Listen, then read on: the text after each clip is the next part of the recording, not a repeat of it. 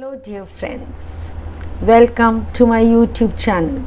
Today I have for class 12th lesson 1, the last lesson from the text Flamingo. And if you want to catch up with the RTCs and the short questions of the same and other lessons and poems of both the texts Flamingo as well as Vistas, then kindly share and subscribe. So let's begin with the last lesson by Alphonse Daudet.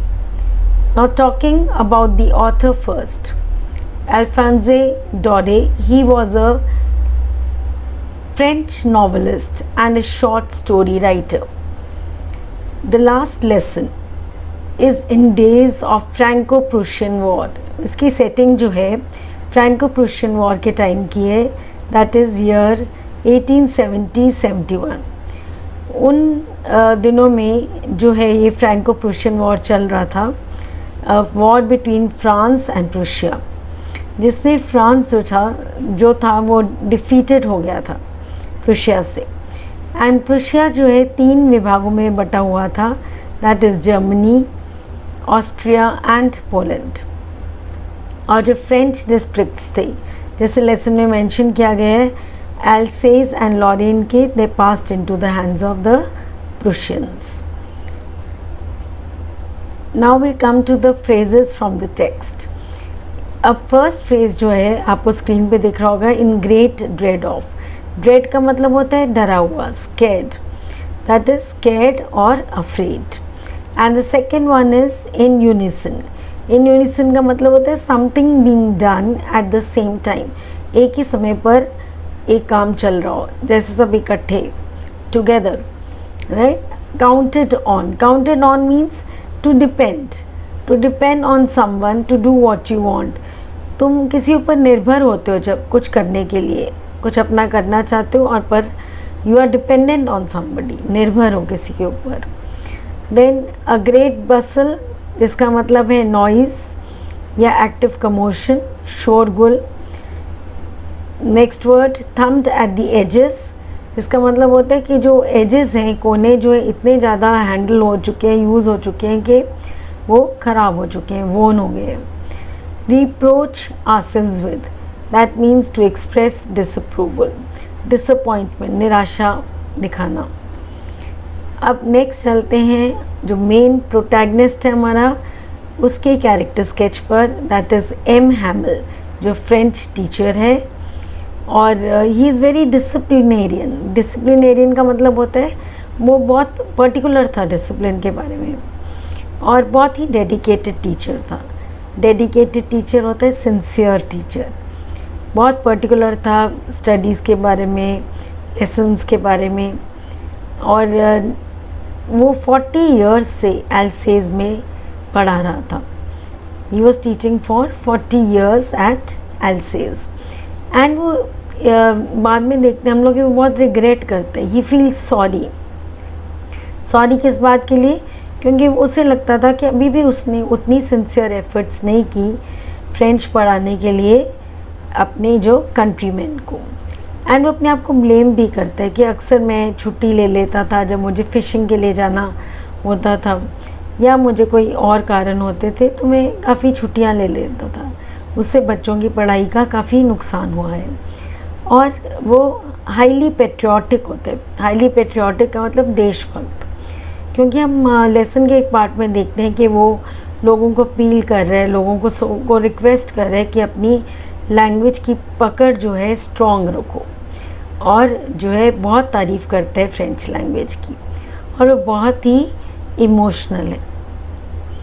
And जब lesson शुरू होता है हमारा, तो हम देखते हैं कि फ्रांस जो है वो घर से लेट चल रहा है स्कूल के लिए, और डर भी रहा है.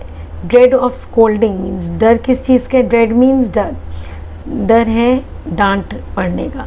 किससे डांट पड़ने का? एम हैमिल से.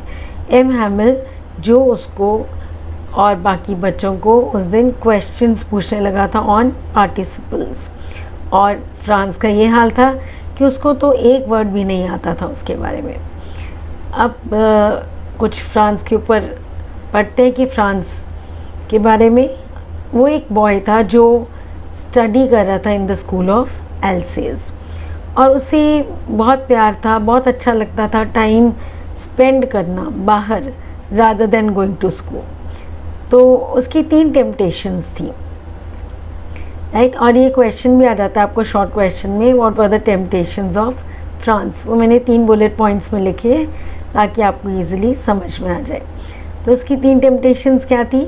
पहली थी ब्राइटनेस ऑफ सनशाइन, दूसरी चर्पिंग ऑफ बर्ड्स, बर्ड्स जब चहचहाती थी उसको बहुत अच्छा लगता था, और वो स्कूल की तरफ जाते जाते वहाँ रुक जाता था ये सब चीज़ें देखने के लिए। और ड्रिलिंग ऑफ प्रुशियन सोल्जर्स, जब वो मार्च कर रहे होते थे प्रुशियन सोल्जर्स, उसे वो देखना बहुत अच्छा लगता था। अब नेक्स्ट है point, realized what he was going to lose. हम देखते हैं कि लेसन के आगे जब हम चलेंगे तो हम देखेंगे कि एक ऑर्डर आता है बर्लिन से, जिसमें लिखा होता है कि फ्रेंच जो है अगले दिन से नहीं पढ़ाई जाएगी, और अब जो है जर्मन जो इनके एल्सेज और इनके स्कूल्स में जर्मन पढ़ाई जाएगी। और इससे वो रियलाइज़ करता है कि उसने क्या खोया है, और वो डिस्टर्ब भी हो जाता है, बहुत परेशान होता है ये देखकर कि अब जो है एक्सप्लॉयटेशन होगी, मतलब फ़ायदा उठाया जाएगा। जब जर्मन अब इनके ऊपर रूल करने पड़ेंगे तो जर्मन्स जो है फ्रेंच के लोगों का फ़ायदा उठाएंगे। और वो ब्लेम भी करता है अपने आप को कि उसने अपने जब लेसन्स पढ़ने थे फ्रेंच के, वो लेसन्स उसने टाइम से नहीं पढ़े, उसने कभी भी फ्रेंच को सीरियसली नहीं लिया। अब यूजुअली क्या होता था कि एक डिस्प्ले बोर्ड था, एक बुलेटिन बोर्ड था बाहर टाउन हॉल के, और उस पे जो यूजुअली फॉर 2 इयर्स जो न्यूज़ लगी होती थी वो थी पहली लॉस्ट बैटल्स पर, दूसरी द ड्राफ्ट्स पर, और तीसरी थी the orders of the commanding officers. इसका भी एक शॉर्ट क्वेश्चन आ जाता है कि which were the news usually displayed on the bulletin boards for 2 years, right. और अब नेक्स्ट उस पे चलते हैं कि आगे जब बढ़ते हैं कि जब वो फ्रांस है वहाँ से आराम से चलता हुआ जा रहा है, तो ब्लैक स्मिथ है उसको कहते हैं कि अभी तो टाइम है, आराम से चलो। स्कूल की तरफ जब वो जा रहे हैं तो ब्लैक स्मिथ बोलते हैं ऐसे, तो वो सोचते हैं कि वो ब्लैक स्मिथ जो है उसका मजाक उड़ा रहा है। तो वो आगे की ओर चल पड़ता है, और जब वो स्कूल पहुंचता है तो वो देखता है कि स्कूल में बहुत ही ना अलग सा है, अनयूजुअल है। उसको बड़ा विचित्र सा लगता है, स्ट्रेंज लगता है, क्योंकि वहाँ पर यूजुअली क्या होता था कि बहुत ही बसल होती थी। बसल मीन्स बहुत शोर होता था, बच्चे कभी डेस्क ओपन कर रहे होते थे, कभी क्लोज कर रहे होते थे, लेसन्स जो हैं इकट्ठे पढ़े जा रहे होते थे ऊंचे ऊंचा, और टीचर जो है रूलर लेकर ज़ोर ज़ोर से टेबल पर मार रहा होता था। अब उस दिन क्या था, उस दिन क्या विचित्र था कि वह बहुत चुपचाप थी, ऐसे लगता था जैसे कोई छुट्टी वाला दिन हो, संडे मॉर्निंग हो, राइट। और एम हैमिल जो है यूजुअली इस ड्रेस में नहीं होता था, वो उसने क्या पहना हुआ था आज, उसने एक ग्रीन कलर का, ब्यूटीफुल ग्रीन कलर का कोट पहना हुआ था, और फ्रिल्ड शर्ट थी, और एम्ब्रॉयडर्ड डार्क ब्लैक जो कलर का सिल्क कैप थी।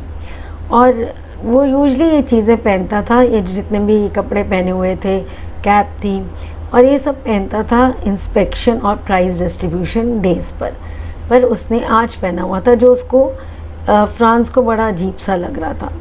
और जो उसने देखा कि जो बैक बेंचेस जो यूजुअली एम्प्टी रहती थी उस पर जो है विलेजर्स बैठे हुए हैं, एल्डर्स जो हैं विलेज के, जो बड़े बूढ़े हैं विलेज के, वो पीछे बैक बेंचेस पर बैठे हुए हैं आज। अब लेसन शुरू होता है, वो आराम से अंदर छुप छुप के क्लास में घुसता है, और जब वो घुस रहा होता है तो उसको एम हैमिल कुछ नहीं कहता, तो उसे बड़ा स्ट्रेंज लगता है फिर से कि आगे तो एम हैमिल उसको डांट देता था जब वो लेट पहुंचता था, पर आज उसने उससे यही बोला कि तुम अपनी सीट पर बैठ जाओ, हम जो है लेसन शुरू करने ही वाले थे तुम्हारे बिना। अब उसके बाद जब वो बोलता है एम हैमल कि एक ऑर्डर आया है बर्लिन से कि कल से जो है जर्मन पढ़ाई जाएगी in the schools of Alsace and Lorraine, और एक न्यू टीचर आएगा कल से, और ये तुम्हारा लास्ट फ्रेंच लेसन है।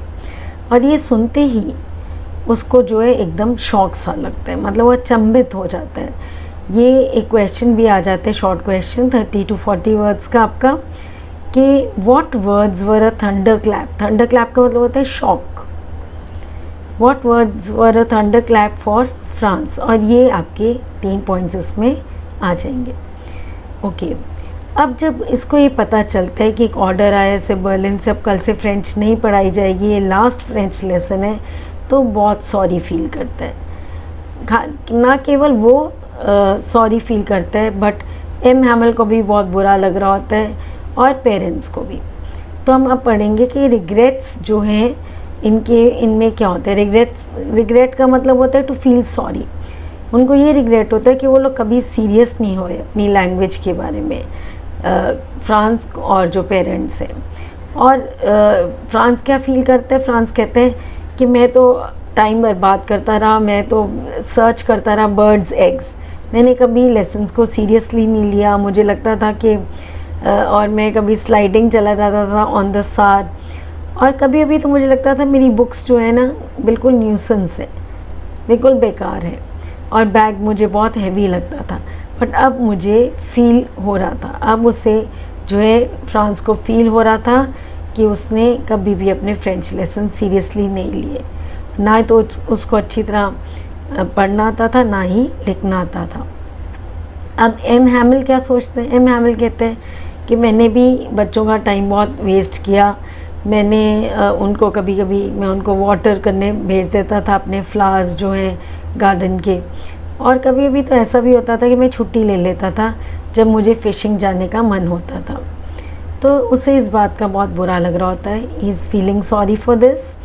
एंड देन पेरेंट्स, वो बोलता है कि पेरेंट्स जो है अक्सर अपने बच्चों को जो है काम पे भेज देते थे, मिल पे या फार्म्स में भेज देते थे काम करने के लिए, क्योंकि उनको लगता था कि थोड़े से पैसे और आ जाएंगे। और अब वो लोग सब रिग्रेट कर रहे थे, और ये भी क्वेश्चन आ जाते कि इन लोगों के क्या रिग्रेट थे, what were the regrets of France and the parents of France और एंड एम हैमल, राइट। तो ये आप उसमें लिख सकते हैं। Okay, now coming to his teaching, M Hamel पढ़ाना शुरू कर दिया है, और एम हैमल जो है अब बहुत अपनी लैंग्वेज को लव करता है, एंड एम हैमल जो है प्रेज़ करना शुरू कर देता है, तारीफ़ करना शुरू कर देता है अपनी फ्रेंच लैंग्वेज की। और उन सबको क्या कहते हैं कि फ्रेंच लैंग्वेज जो है most beautiful, clearest and most logical language. बेटा these are very important points, and ये आपको लॉन्ग क्वेश्चन की फॉर्म में भी आ जाता है, so you must know these points. Okay, and और बोलते हैं कि हमें इसकी सुरक्षा करनी चाहिए, वी मस्ट सेफ गार्ड किसकी, अपनी मदर टंग, अपनी मातृभाषा की, और इसे कभी भूलना भी नहीं चाहिए, we must never forget it. And कहते हैं कि जब तक हमारी पकड़, as long as you hold fast to your language, they will stand united, हम लोग सब इकट्ठे होकर खड़े रहेंगे, हमारी एकता को कोई भी तोड़ नहीं पाएगा। और नेक्स्ट कहते हैं कि ये लैंग्वेज एक ऐसा ज़रिया है जिससे हमें फ्रीडम भी मिलेगी। अगर आपकी लैंग्वेज स्ट्रॉन्ग हो, अगर आपको बोलना आता हो, वो कहते हैं कि बोलना आता हो और लिखना आता हो, तो वो जर्मन्स कभी भी नहीं कह सकते कि तुम प्रिटेंड कर रहे हो फ्रेंचमैन। अगर तुम्हें बोलना या लिखना नहीं आएगा तो बोलेंगे तुम अपने आप को फ्रेंचमैन कहते हो और तुम्हें बोलना और लिखना भी नहीं आता फ्रेंच। तो इसके बाद वो अपने ग्रामर लेसन शुरू कर देते हैं, एंड ग्रामर के बाद होती है राइटिंग। और राइटिंग में जब वो राइटिंग कर रहे होते हैं तो कुछ बिल्कुल चुपचाप होती है, सब अपना काम कर रहे होते हैं, बस खाली स्क्रैचिंग ऑफ पेन जो है पेपर के ऊपर वो आवाज़ आ रही होती है, और पिजन्स जो है क्यूइंग कर रहे होते हैं। तो इसमें ये भी कहता है कि एम हैमल कि will they make these pigeons sing in German, ऐसा भी बोलता है वो। उसके बाद जैसे वो खो जाता है कुछ अपना एंड पढ़ाते पढ़ाते, और उसके वो बैठा होता है अपनी सीट पर, अचानक सुनाई देता है कि एक जो क्लॉक है एकदम स्ट्रक हो जाती है, 12 बज जाते हैं घड़ी में, और ज़ोर ज़ोर से ट्रम्पेट्स की आवाज़ शुरू हो जाती है। और ये ट्रम्पेट्स की आवाज़ शुरू इसलिए हो जाती है क्योंकि वहाँ पर जो है ड्रिलिंग ऑफ जो प्रूशियन सोल्जर्स चल रही थी, अब वो अपने ड्रिलिंग से, मार्चिंग से वापस रिटर्न कर रहे थे। और ये आवाज़ सुनते ही जो है एम हैमर अपनी सीट से खड़ा हो जाता है और कुछ बोलने लगता है। बोलता है माई फ्रेंड्स एंड आई ऐसे बोलना चाह रहा होता है, बट उसका जो गला जो है चोक कर जाता है और वो ब्लैक बोर्ड की तरफ टर्न हो जाता है और बड़ा बड़ा जो है लिखता है वाइवे ला फ्रांस। वाइवे ला फ्रांस जिसका मतलब है लॉन्ग लिव फ्रांस। और ये शो करता है कि वो बहुत अपने देश से, अपनी लैंग्वेज से बहुत प्यार करता है, और कुछ ना कहते हुए, विदाउट सेइंग अ वर्ड, वो बस चुपचाप चलने लगते हैं। फिर बोलते हैं the class is dismissed, you may go. And that's the end of the lesson. Thank you so much for your patient hearing, and God bless you.